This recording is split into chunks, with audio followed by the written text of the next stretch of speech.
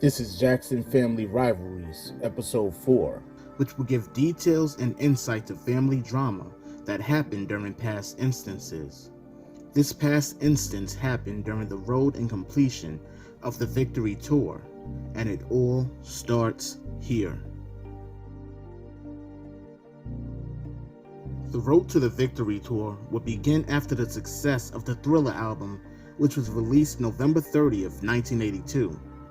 With the success of that album came his reuniting with his brothers for Motown 25, May 16, 1983.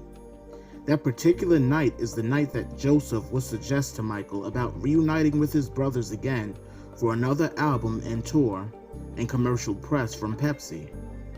Partial parts of this particular discussed moment can be seen in this scene from 1992's biopic, Jackson's An American Dream.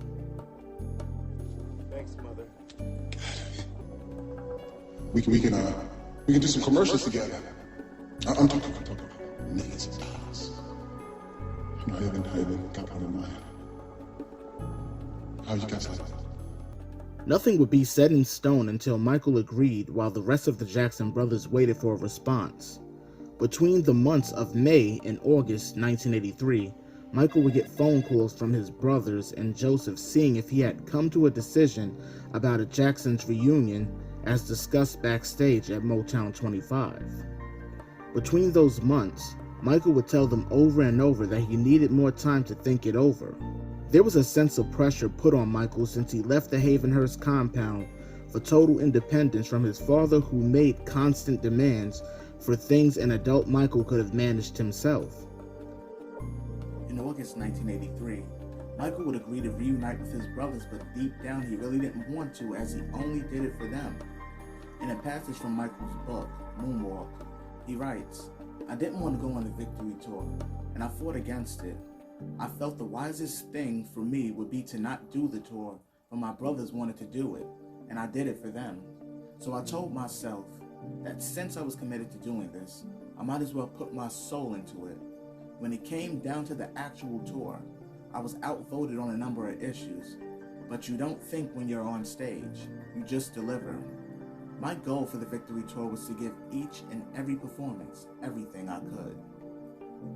By September 30th, 1983, Joseph was signed with Don King as promoter of the tour, and the following month in November is when the Jackson brothers would hit the studio to begin recording.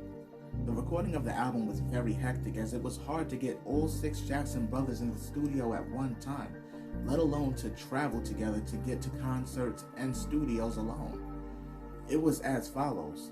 Michael had flew around on a private jet, while the other Jackson brothers had flown around commercially but separately. They would use 16 studios to record the 8 songs from the album between the months of November 1983 and May 1984. Production of the album, however, would take a major blow on the date of January 27, 1984, when Michael would be burned on the back of his head and neck due to bad timing of pyrotechnics used for a Pepsi commercial that he was filming alongside his brothers. Michael would be released the following day from the Brooklyn Memorial Hospital, but that incident that he faced during the Pepsi commercial was an awakening for him, as he would continue to visit for several weeks instead of recovering from his own injuries. This would also lengthen the album's production by 2 months, with the other Jackson brothers assuming the tour would be canceled because of what happened to Michael.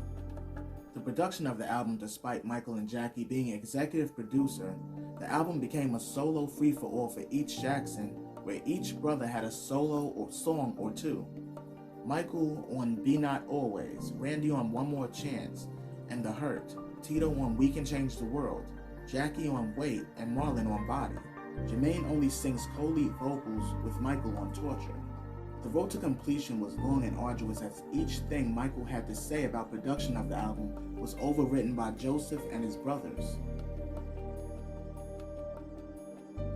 Enter Chuck and Billy Sullivan, a father and son and former owners of the NFL's New England Patriots in the Sullivan Stadium. According to information that is available, it is said that the Sullivans put up their arena and ownership of the Patriots as collateral to be able to give the Jackson brothers the deal of a lifetime. This deal would guarantee them $75 million.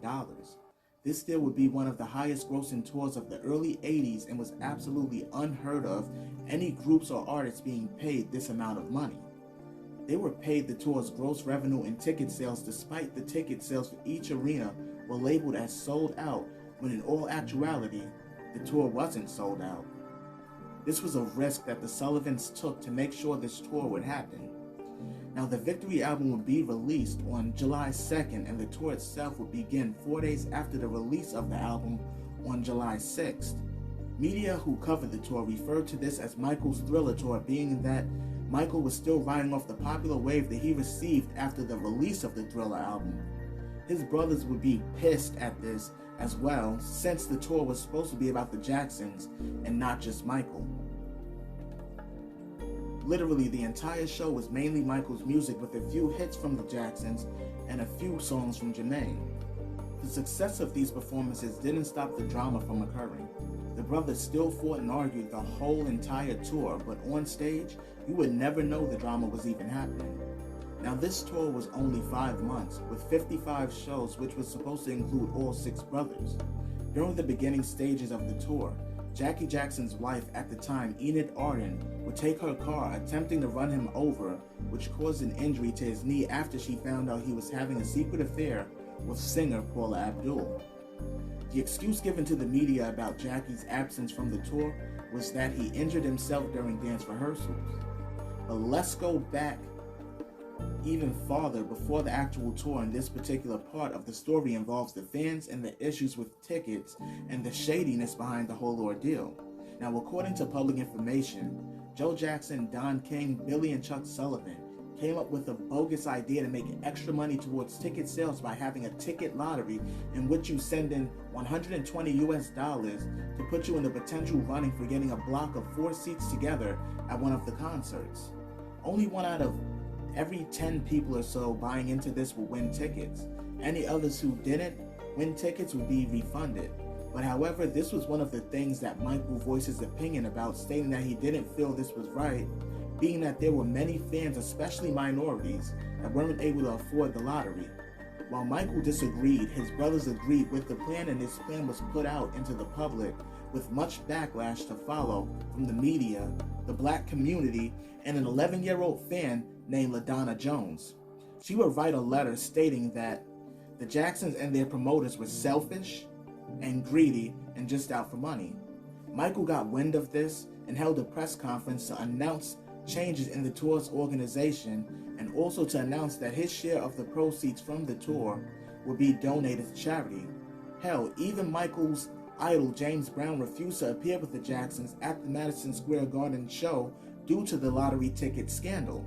There was so much controversy surrounding this tour, between the setup and planning, the lottery ticket sales fiasco, Jackie Jackson being run over and the brothers not talking to each other, staying on separate floors in hotels, the Jackson brothers picking at Michael for inviting Emmanuel Lewis and Sean Lennon to the shows. I mean, the list goes on and on and on. I mean, this tour would be a major success financially for the Jacksons and Don King, while the Sullivans would lose their arena due to them not making enough revenue to keep the arena after putting it up as collateral for the Victory Tour. The Jacksons, on the other hand, would bow out as this was their last tour together. Michael would make this announcement during their last performance at Dodger Stadium in Los Angeles, letting it be known that he'll be going back to his solo career. This was the one tour that we had where all 6 brothers were on stage together, which was the rarity at this time, and it was magic, pure magic. This also meant that the plans to take the tour overseas to Europe would be canceled. The issues between the brothers would continue for years to come, with public feuds, girlfriend and wife stealing and swapping, and rivalries over everything that happened before, during, and after the Victory Tour. The Jackson brothers wouldn't be seen on stage together again until Michael's 30th anniversary special at Madison Square Garden, where all 6 brothers were present. A magic like what was created on that stage during the Victory Tour will never be done again. in history itself.